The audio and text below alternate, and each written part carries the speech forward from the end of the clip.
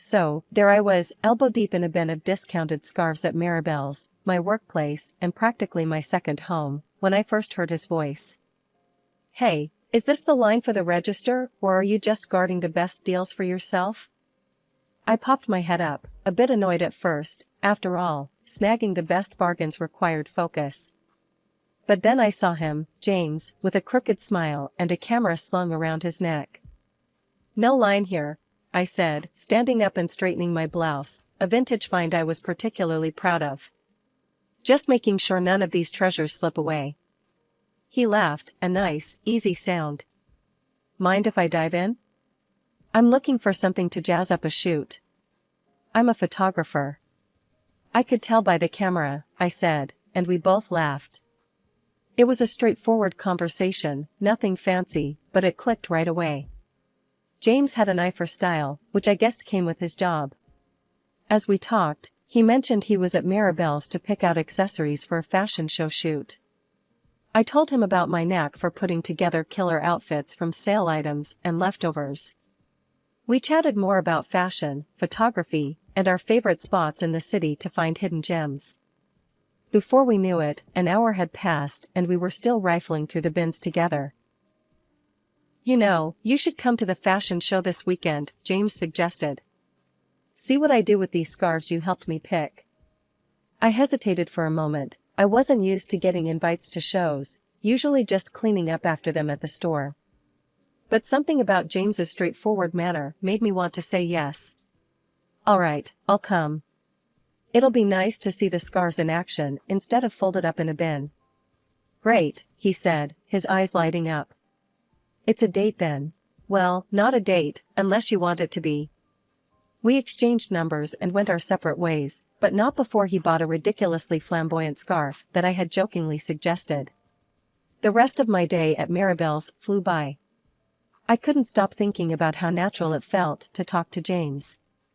It wasn't just his looks, though. Okay, he was pretty cute, it was the way he seemed genuinely interested in what I had to say. And in a world where fashion could be all about the price tag, his appreciation for my budget-savvy skills felt refreshing. The weekend couldn't come fast enough. I found myself looking forward to seeing James again and curious about the fashion show. True to his word, James met me outside the venue, his camera in hand, ready to capture the event. The show was fantastic, the models looked stunning, and the scarves we'd picked out added just the right pop of color. Afterward, James and I headed to a cozy cafe nearby to talk more over coffee. Sitting across from him, I felt a connection that was hard to ignore. We talked about everything, from our favorite bands to our shared passion for thrift shopping. James laughed at my tales of epic sale conquests. "You really have an eye for this," he said, stirring his coffee. "Ever thought of doing it professionally?" "Every day of my life," I admitted. "But it's tough to break into styling full-time without the right connections." Things moved quickly after that. Before I knew it, James was introducing me to his family. His parents were warm and welcoming, which eased my nerves a bit. His mom, Linda, hugged me right away, and his dad, Mark, was all smiles as we sat down for dinner at their place. "You have a lovely home," I complimented, genuinely impressed by the cozy decor. "Thank you, dear," Linda replied. We tried to make it welcoming. Dinner was going smoothly until Claire, James's younger sister, walked in. She was the complete opposite of the warm reception I'd received so far. Dressed to the nines, she eyed my outfit, a chic ensemble I'd snagged at a fraction of the cost, and smirked. "So, you're the girl James can't stop talking about," Claire said, her voice dripping with a mix of curiosity and disdain. "I guess I am," I responded, trying to keep the atmosphere light. Our conversation was interrupted by Mark's compliment about my outfit. "You look wonderful tonight, Elise. James tells us you're quite the bargain hunter." Proudly, I said. "Thank you. Yes, I love finding good deals. Makes fashion more fun when it's like a treasure hunt." Linda nodded in approval, but Claire just rolled her eyes. I couldn't stand wearing something so economical. I prefer the finer things in life, not leftovers from a clearance bin. Mark frowned slightly at his daughter's rudeness. "Claire, you could learn a thing or two about saving from Elise here." Oh, please, Claire scoffed. I'm not about to pinch pennies and miss out on the best. Life's too short for second-hand silk. The table went quiet. I felt my cheeks burn with embarrassment. James, meanwhile, just gave Claire a weak smile and didn't say a word. It stung that he didn't stand up for me. After dinner, as we were leaving, I couldn't hold back any longer. James, why didn't you say anything? Your sister was outright rude. He sighed, a look of discomfort crossing his face. Look, Elise, I know Claire can be a bit much, but she's my sister. I have to stick by her, you know? But sticking by doesn't mean you let her walk all over me, or anyone, for that matter, I countered, frustrated. James ran his hands through his hair. It's complicated. We've always been close, and I don't want to stir up drama. Let's just ignore her comments, okay? I nodded, not quite satisfied, but willing to let it go for the moment. However, deep down, I knew this was something we'd have to address sooner or later. If things were going to move forward with James, he needed to know that I wasn't just going to roll over and take that kind of treatment, not from Claire or anyone else. Things with Claire went from bad to worse after that dinner. It was like she had it out for me, finding every opportunity to dig into my lifestyle and choices. One sunny afternoon really highlighted the tension between us. I was on my way to check out a sale at a high-end boutique when I heard someone call out in a loud, mocking tone. There she goes, bargain bin queen herself. I turned to see Claire, flanked by her usual entourage, sneering at me from across the street. Her friends joined in with laughter, obviously enjoying the show. Yeah, headed to snatch up another glamorous discount? Claire added, her voice dripping with sarcasm. Keeping my composure, I responded with a calm and clear voice. Actually, yes. They've got a sale on their luxury line, half off today. You guys should check it out, it's a steal. To my surprise, Claire's friends paused, exchanging looks. One of them, a tall girl with sharp features, seemed genuinely interested. Really? Half off? That sounds like a great deal actually. Yeah, let's go see, another chimed in, and just like that, the group crossed the street towards me, leaving a fuming Claire behind. She huffed and stomped her foot, clearly not used to being ignored. But the confrontations weren't limited to the streets, they followed me to work. One particularly busy day at Maribel's, Claire strutted in, her demeanor as haughty as ever. She browsed through the racks of new arrivals, then came straight to the register where I was helping another customer. Hey, I need a favor, she said loudly, cutting off the person I was assisting. Can you give me a discount on this? She asked, holding up a sleek, expensive-looking dress from our latest collection. I'm sorry, Claire, but that's a new arrival. We don't have discounts on the latest collection, I explained, trying to keep my professional tone. Come on, Elise. We're practically family. You can make an exception, she insisted, her voice edged with entitlement. That's not how it works, Claire. I can't give discounts at my discretion, especially not on new stock. Her face turned a shade of red, and her voice rose. That's ridiculous. You're just being difficult because you don't like me. I'm going to talk to James about this. Feel free to do so, but our store policy won't change, I replied firmly, handing her back the dress. She threw the dress onto the counter and stormed out, muttering about how unhelpful I was and how she'd make sure her brother knew about my poor attitude. True to her word, James called me that evening, his tone frustrated. Elise, my sister came home really upset today. Why wouldn't you help her out? She just wanted a little discount. James, you know I work in retail. I can't just hand out discounts. It's against store policy, and it could get me in trouble, I explained, trying to keep my voice steady despite my growing annoyance. But she's my sister. Can't you just make an exception this once? He pressed. No, James, I really can't. It's my job on the line. You wouldn't want me to compromise my work, would you? I countered. We ended the conversation there, but the issue remained unresolved. The constant tug-of-war over Claire's expectations and my refusal to bend the rules was straining not just my relationship with her, but with James as well. After the discount debacle, I did my best to keep my distance from Claire, but family dinners made that nearly impossible. At each gathering, she seemed more intent on flaunting her latest conquest, a wealthy guy she'd started seeing. She'd throw around comments about the lavish lifestyle she was expecting, each one feeling like a tiny jab at my more modest ways. During one such dinner, she was bubbling over with details about her upcoming wedding plans. "Oh, you wouldn't believe the size of the diamond he's getting me. It's simply massive," she boasted, making sure everyone at the table could hear. James, sitting next to me, chimed in with genuine enthusiasm.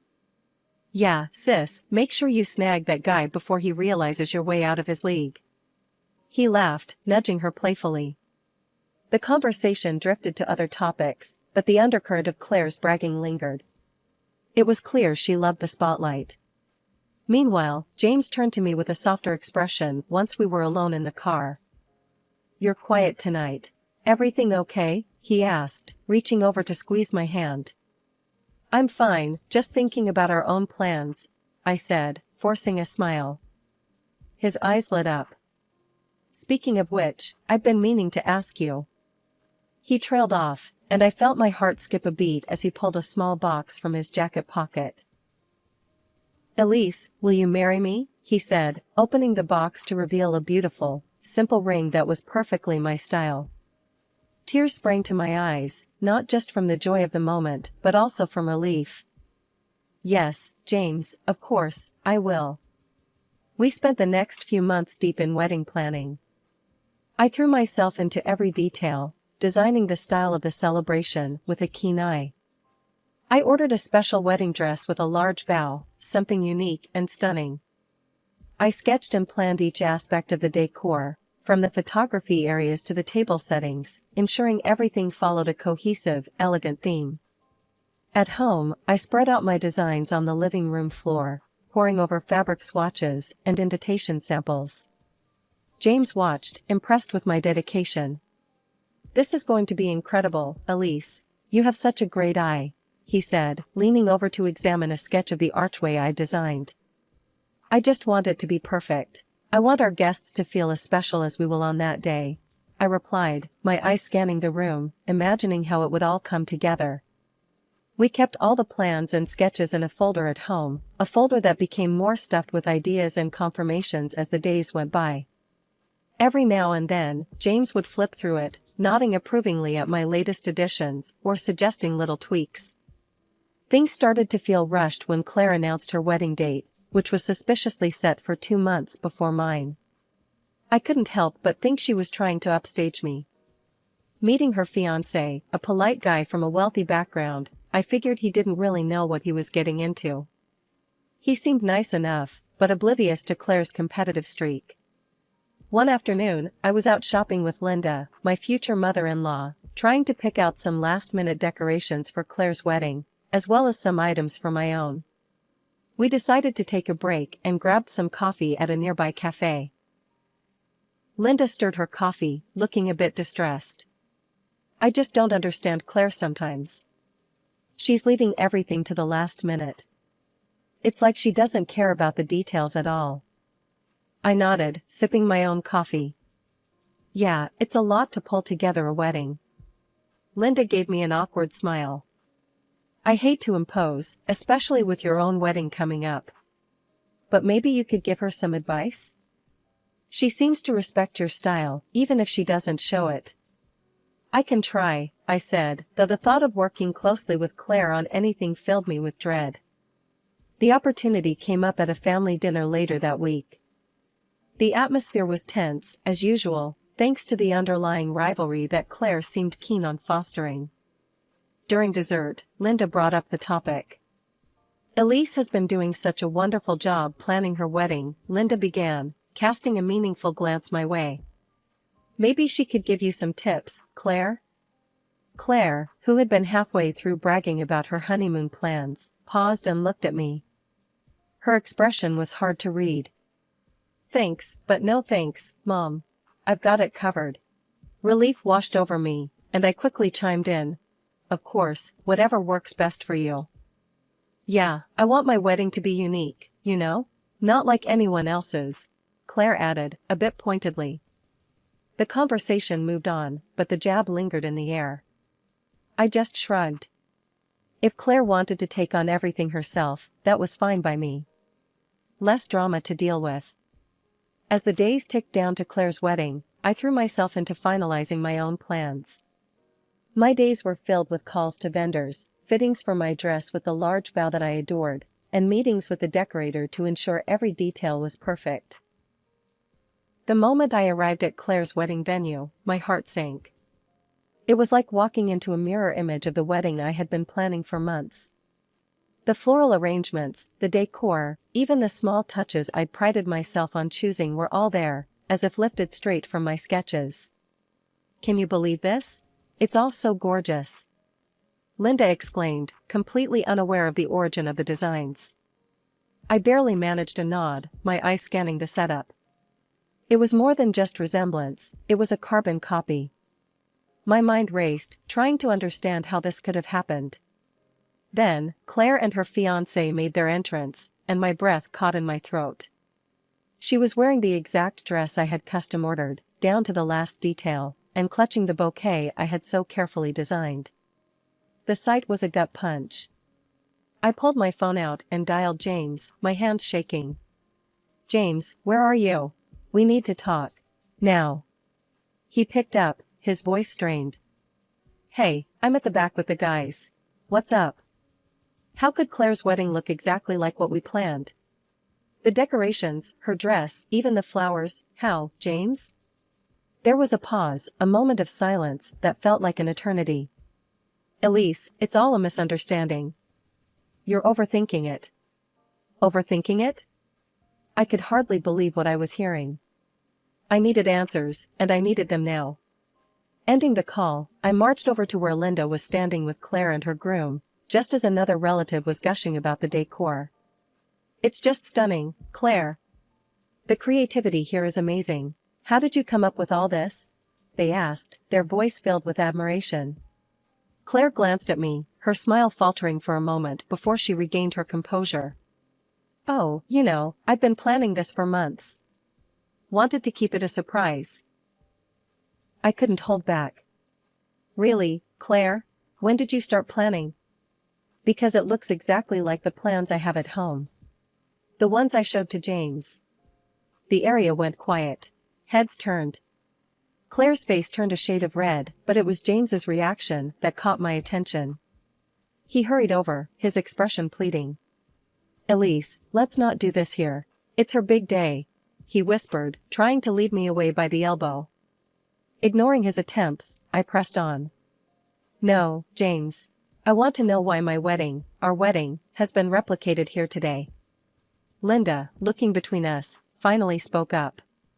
What's going on? Elise, are you saying these are your ideas? Yes, I said firmly. Every single one of them. And the dress. That's my dress, the one I chose for our wedding.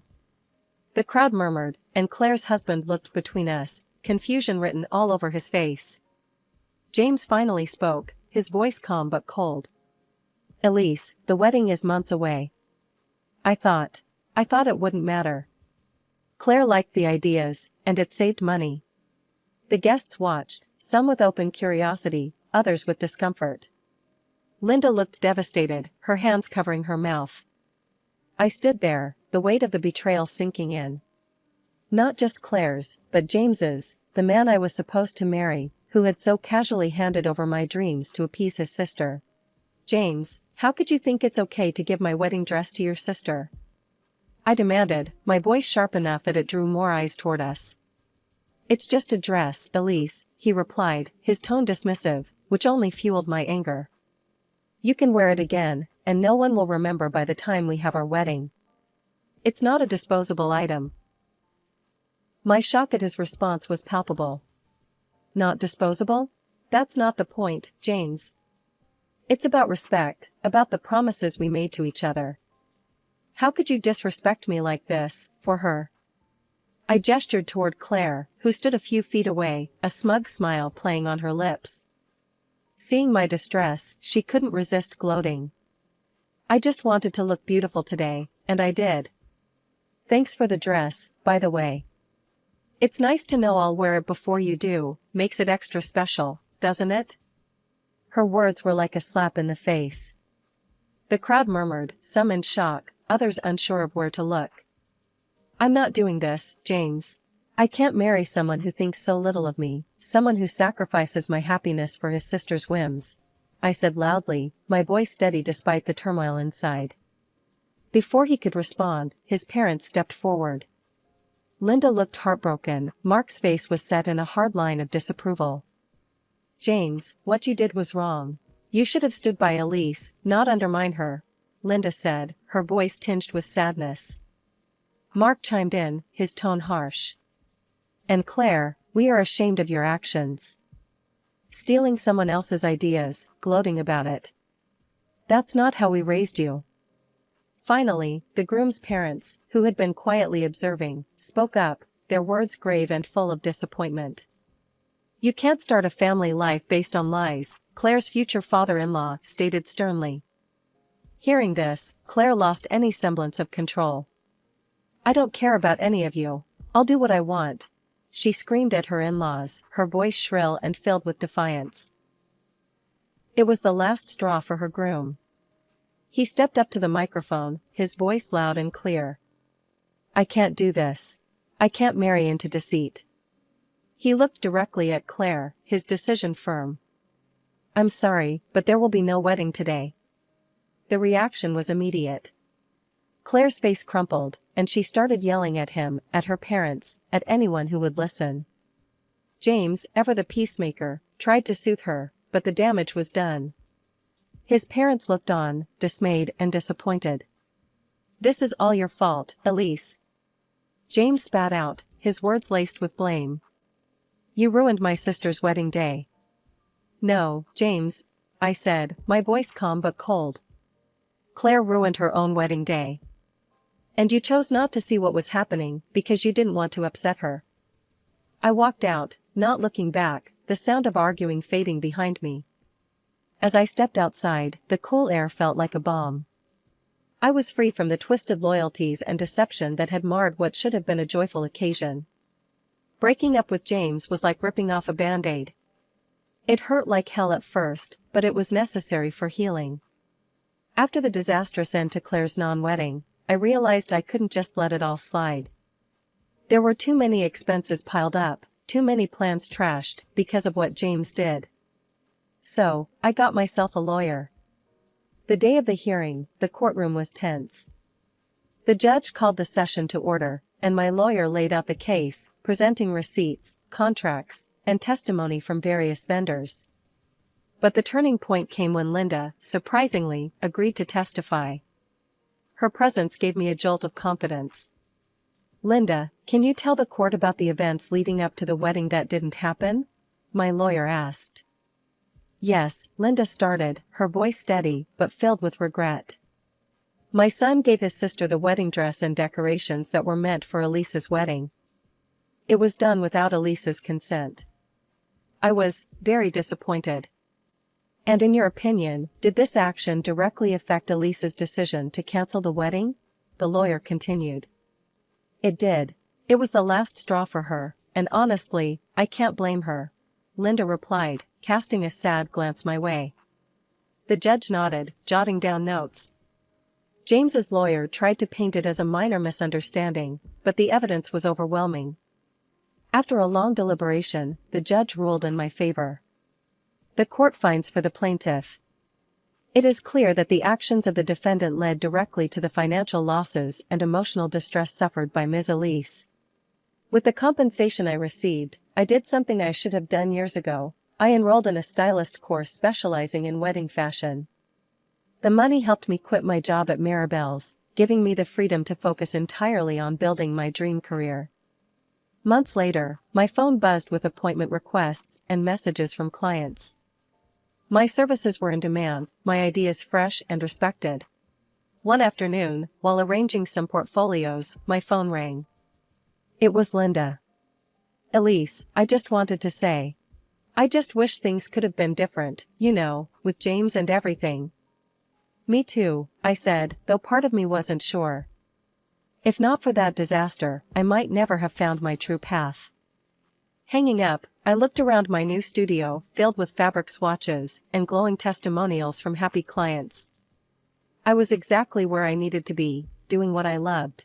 Sure, the road here was bumpy, but sometimes life's detours lead to the best destinations.